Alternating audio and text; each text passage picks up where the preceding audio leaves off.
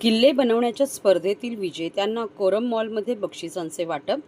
किल्लेकर समूह वयम सेवा सहयोग कोरम मॉल यांच्या सौजन्यशील उपक्रम 27 नोव्हेंबर रोजी कोरम मॉल येथेच आयोजित करण्यात आले होते. मातीचा किल्ला बनवणे ही स्पर्धा कोरम मॉलमध्ये आयोजन करण्यात आली होती. श्री स्वामी समर्थ प्रतिष्ठानची सदस्य पल्लवी लंके हिने कळवा ब्रिज येथील साठेनगर येथे राहणाऱ्या वस्तीतील मुलींना एकत्रित करून त्यांना या कार्यक्रमात सहभाग घेतला व सिंधुदुर्ग किल्ला तयार करण्यात आला. अतिशय परिसर स्वच्छ व दिमागात जे साहित्य उपलब्ध आहे त्यात त्यांनी अप्रतिम असा किल्ला उभा केला.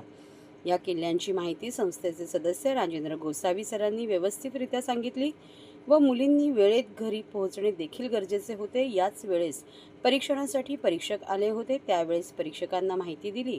कोरम मॉल येथे 15 डिसेंबर रोजी किल्लेकर या संस्थेचा निकाल जाहीर झाला आणि श्री स्वामी समर्थ प्रतिष्ठानच्या मुलींना सिंधुदुर्ग किल्ल्याला 3रे पारितोषिक मिळाले.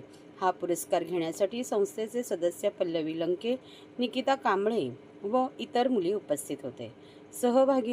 सहभागींना प्रमाणपत्र व मेडल व सन्मान चिन्ह देऊन सन्मानित करण्यात आले.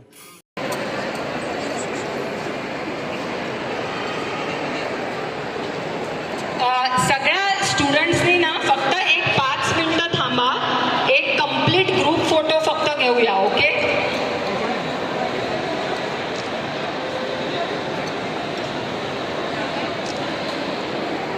ओके.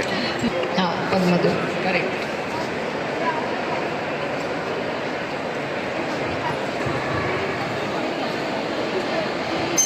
कॉंग्रॅच्युलेशन्स. ओके, पहिल्यांदाच भाग घेतलेला पण त्यांनी अगदी. नमस्कार.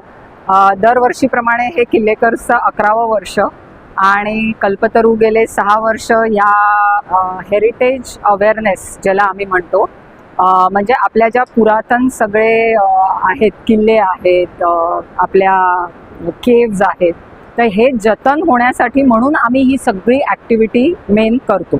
ओके, सो ह्याच्यामध्ये आपण असं बघतो की लहान मुलं मातीशी खेळतील, कारण आजकाल त्यांना मातीशी खेळायला मिळत नाही. आणि जे गड किल्ले ते बनवतात त्याची आपण शेवटी एक स्पर्धा अशी पण घेतो की त्याच्याबद्दल प्रश्न विचारले जातात, नुसतंच मातीमध्ये खेळायचं म्हणून नाही. आणि मग आपण बक्षिसं देतो आणि मग तो बक्षीस समारंभ जो आहे तो आज होत आहे इकडे. सो सगळ्या शाळांमध्ये ही स्पर्धा घेतली जाते. सगळे शाळेतली मुलं ह्याच्यामध्ये भाग घेतात. आपल्या निबंध स्पर्धा असतात, ड्रॉइंगच्या स्पर्धा असतात, रांगोळीच्या स्पर्धा असतात, पण विषय मात्र आपला ऐतिहासिकच असतो. आपण इतिहासाला सोडून कधी हे करत नाही, कारण आता इतिहास हा विषय मुळातच मुलांना इतका बोरिंग वाटतो. तर तो अजून अट्रॅक्टिव्ह कसा करता येईल, तो मोहक कसा करता येईल, मुलांना त्याच्याबद्दल जास्ती कसं सांगता येईल, हे ह्या ॲक्टिव्हिटीचा पूर्ण उद्देश असतो.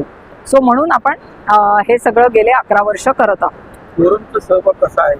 कोरम आपल्याला नेहमीच, आता जसं तुम्ही बघताय तसं ही जागेची जी उपलब्ध आहे आणि जागा उपलब्ध करून देणंच आजकाल इतकं मोठं आहे, त्यामुळे कोरमचा नेहमीच त्याच्यामध्ये सहभाग असतो.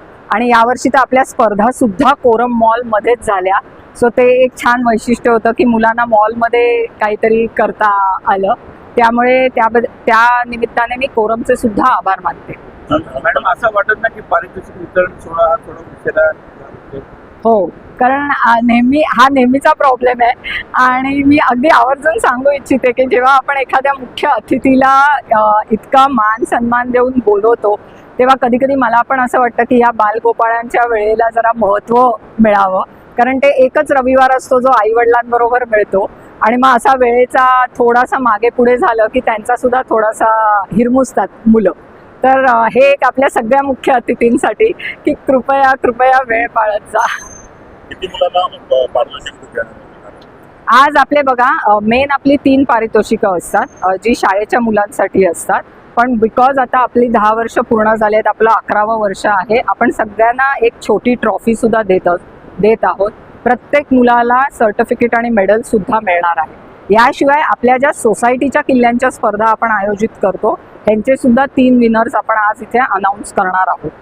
ओके.